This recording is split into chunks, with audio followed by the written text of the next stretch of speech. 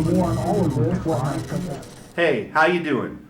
Welcome on into another edition of Classics with Kasper. I'm Big Sky Conference Senior Associate Commissioner Jon Kasper. Today we're going to talk about the 1993 Idaho Vandal Football Team, and for good reason. It was 30 years ago that the Vandals last made a run to the national semifinals. Well, Saturday night, the Kibbe Dome should be rocking as the Idaho Vandals take on Albany, looking to make the semifinals for the first time in 30 years. Wow, 1993. Those were good times. I remember it well. I was a freshman in college. You could get Pizza Pipeline, a medium pizza, and a 22-ounce drink for just $5.75 at the Pizza Pipeline in Moscow, Idaho. The number one movie that month in December of 1993 was Mrs. Doubtfire. The number one song was I Would Do Anything for Love, But I Won't Do That by Meatloaf.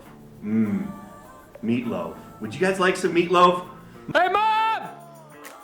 The meatloaf! We want it now! The meatloaf! The Idaho Vandals went 9-2 during the regular season, losing only to Montana and Montana State.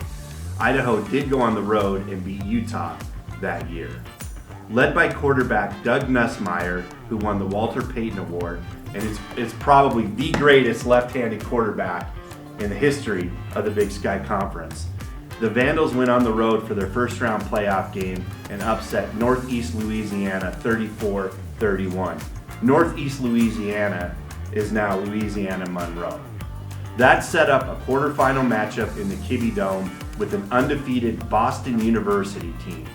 Boston no longer fields a football team, but they did that night. The Vandals jumped out to a 21-0 lead and had the game well in hand until Boston scored 2 touchdowns in 51 seconds late in the game to make the score 21-14.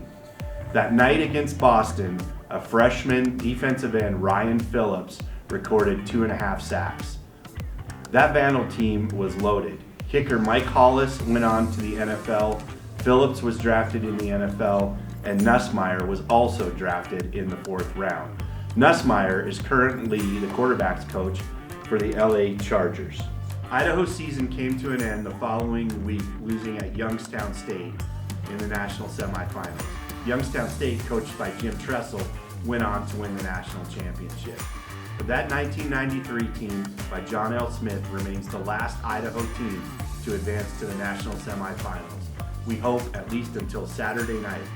Good luck to Coach Eck and the Vandals Saturday, as well as Montana football on Friday as 2 of our teams compete in the quarterfinals. We'll see you on the next edition of Classics with Kasper.